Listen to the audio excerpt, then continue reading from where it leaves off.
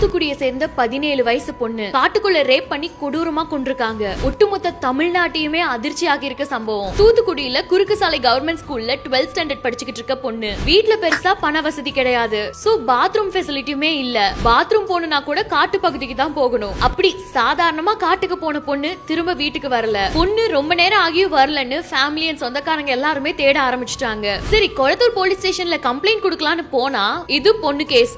So Vilathikulam மகளிர் police ஸ்டேஷனுக்கு போங்கன்னு சொல்லிருக்காங்க. அங்க போனா திரும்ப கொளத்தூர் ஸ்டேஷனுக்கே போங்க அப்படின்னு சொல்லி இந்த கேஸ ரெஜிஸ்டர் பண்றதுக்கு மட்டும் 14 மணி நேரம் டிலே ஆகிருக்கு. அதுக்கப்புறம் தான் பொண்ணோட பாடியை காட்டுக்குள்ள கண்டுபிடிச்சிருக்காங்க. இப்போ போஸ்ட்மார்ட்டம்காக அனுப்பியிருக்காங்க.